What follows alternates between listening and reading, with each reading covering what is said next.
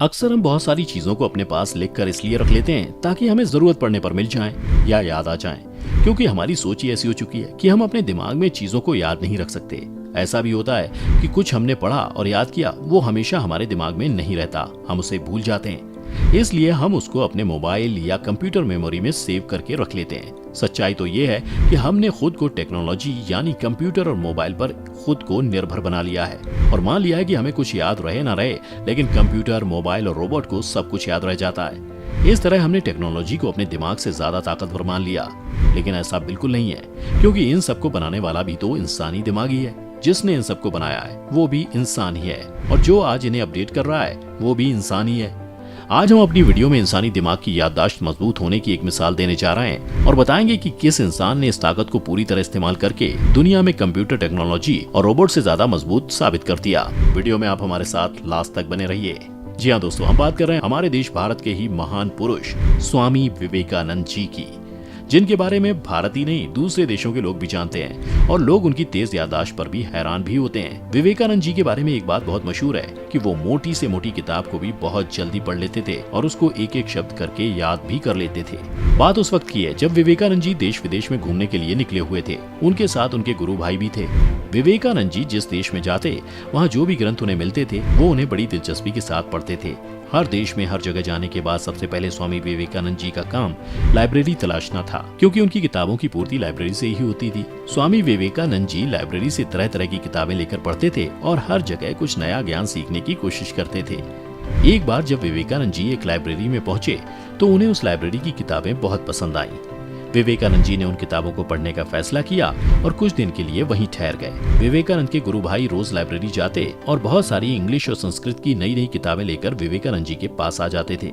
विवेकानंद जी सारी किताबें अगले दिन तक पढ़ लेते थे और उन्हें गुरु भाई लाइब्रेरी में वापस पहुंचाकर दूसरी किताबें ले आते थे। गुरु भाई के रोज नई किताबें लाने और अगले दिन वापस करने को देखकर लाइब्रेरी का हेड यानी लाइब्रेरियन परेशान हो गया। उसने विवेकानंद के गुरु भाई से झुंझलाहट में कहा कि आप रोज इतनी सारी नई नई किताबें ले जाते हो और उन्हें अगले दिन ही वापस कर जाते हो। ये किताबें क्या आप सिर्फ देखने के लिए ले जाते हो?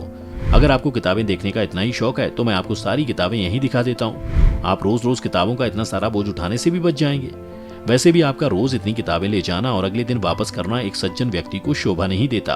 लाइब्रेरियन की ये बातें सुनकर विवेकानंद जी के गुरु भाई ने लाइब्रेरियन को बड़ी गंभीरता से जवाब दिया और कहा कि जैसा आप सोच रहे हैं ऐसा बिल्कुल नहीं है। हमारे गुरु विवेकानंद जी इन सारी किताबों को बड़े ध्यान से पढ़ते हैं और सारी किताबें पढ़ने के बाद ही उन्हें मैं वापस यहाँ लाता हूँ। लाइब्रेरियन इस बात को सुनकर हैरान हो गया और उसने कहा कि अगर आपके गुरु ऐसे हैं तो मैं उनसे एक बार मिलना चाहता हूँ। अगले दिन लाइब्रेरियन ने स्वामी विवेकानंद से मुलाकात की। विवेकानंद जी ने कहा कि आप हैरान ना हो, मैंने आपकी लाइब्रेरी से लाई गई सारी किताबों को न सिर्फ पढ़ा है बल्कि वो सारी किताबें मैं आपको बिना देखे सुना भी सकता हूँ। विवेकानंद जी ने लाइब्रेरी को वापस की गई कुछ किताबें लाइब्रेरियन के हाथ में दी और किताब में मौजूद खास बातों को बिना देखे लाइब्रेरियन को सुना दिया। लाइब्रेरियन हैरत में पड़ गया। फिर लाइब्रेरियन ने उनकी इतनी तेज याददाश्त का रहस्य जानना चाहा। इस पर विवेकानंद जी ने जवाब दिया कि किसी भी चीज को पूरी तरह फोकस करके पढ़ा जाए और उसे थॉटलेस किया जाए तो वो आपके दिमाग की मेमोरी में स्टोर हो जाती है। हमारा दिमाग चीजों को कभी नहीं भूलता, इसके लिए हमें अपने दिमाग की ताकत को समझना जरूरी है। हमें अपने दिमाग की ताकत को समझने के लिए ध्यान और अभ्यास की जरूरत होती है। विवेकानंद जी बहुत ज्यादा ध्यान और अभ्यास किया करते थे।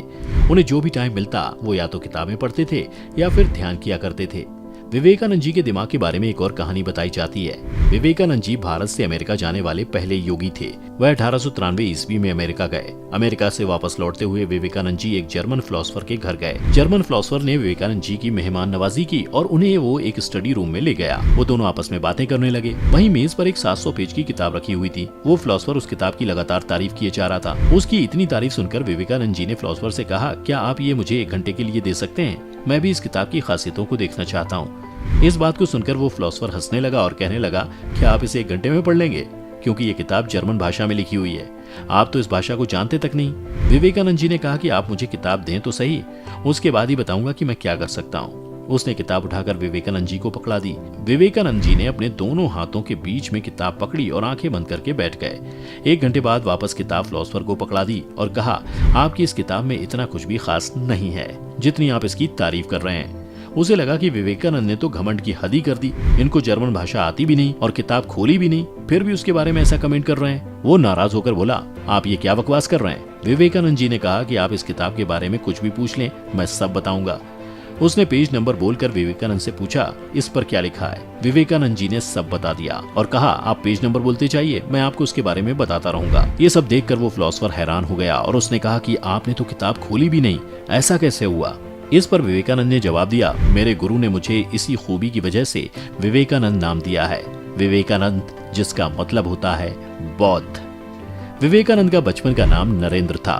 विवेकानंद उनके गुरु का दिया हुआ नाम था। विवेकानंद जी गुरु का बहुत आदर किया करते थे और उनके गुरुजी उनसे बहुत ज्यादा प्रेम करते थे और उनकी इसी कला ने उन्हें पूरी दुनिया में वो पहचान दिलाई जो उनके इस दुनिया से जाने के बाद आज भी बरकरार है।